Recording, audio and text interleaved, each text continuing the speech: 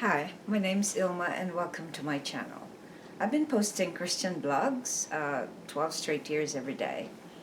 Today I'd like to share Genesis 37 verses 12 to 24. Here's the word of God. Now his brothers went to pasture their father's flock near Shechem, and Israel said to Joseph, "Are not your brothers pasturing the flock at Shechem? Come, I will send you to them." And he said to him, "Here I am." So he said to him, "Go now, see if it is well with your brothers and with the flock, and bring me word." So he sent him from the Valley of Hebron, and he came to Shechem.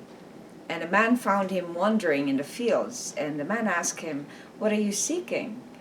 "I am seeking my brothers," he said. "Tell me, please, where they are pasturing the flock." And the man said, "They have gone away, for I heard them say, 'Let us go to Dothan.'" So Joseph went after his brothers and found them at Dothan. They saw him from afar, and before he came near to them, they conspired against him to kill him. They said to one another, "Here comes the dreamer. Come now, let us kill him and throw him into one of the pits. Then he will say that a fierce animal had devoured him, and we will see what will become of his dreams." But when Reuben heard it, he rescued him out of their hands, saying, "Let us not take his life." And Reuben said to them, "Shed no blood. Throw him into this pit here in the wilderness, but do not lay a hand on him, that he might rescue him out of their hand to restore him to his father." So when Joseph came to his brothers, they stripped him of his robe, the robe of many colors that he wore, and they took him and threw him into a pit. The pit was empty, there was no water in it. Genesis 37 verses 12 to 24. And here's the essay I wrote about that. The plot to kill Joseph. After Joseph narrated his two dreams to their brothers and father, he was despised by the brothers. Now Israel wanted to check up on his other sons in Shechem, so he sent Joseph there, but they were in Dothan. A stranger led Joseph to find them, but as soon as he was approaching them, the brothers began to plot to kill Joseph. They planned to tell their father that he was attacked by an animal and placed blood on his special robe made for Joseph. They hated him so much because he was treated differently by their father. Their jealousy led them to murder him.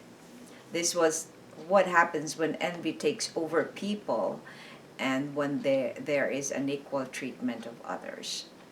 Reuben, the eldest, came to the rescue of Joseph, but only halfway.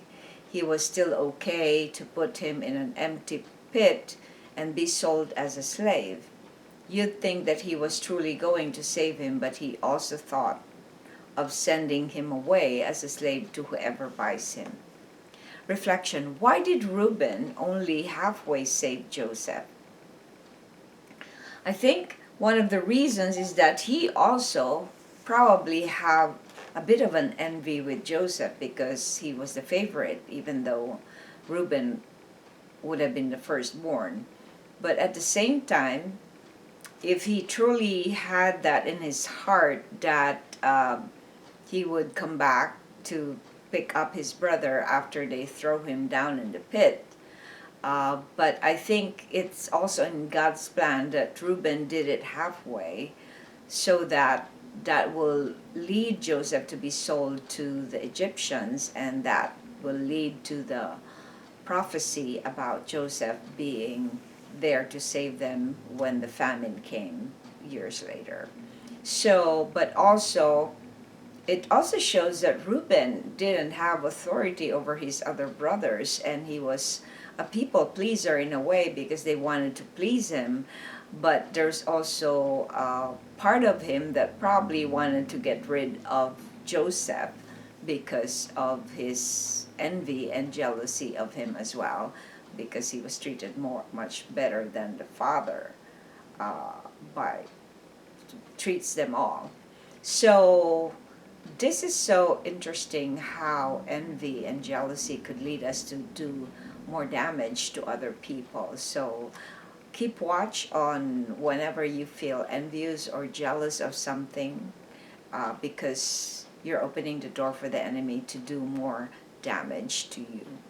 Thanks for watching. I hope you check my website at ILMA'S.com for artworks, photographs, and a copy of this blog. Please subscribe to my channel on YouTube so I could make more videos and give you the Word of God. If you haven't already, please check over 3,000 videos I've done in those 12 years I've been doing this. Just type on Google or YouTube search ILMA'S Poem Devotional. Have a wonderful day.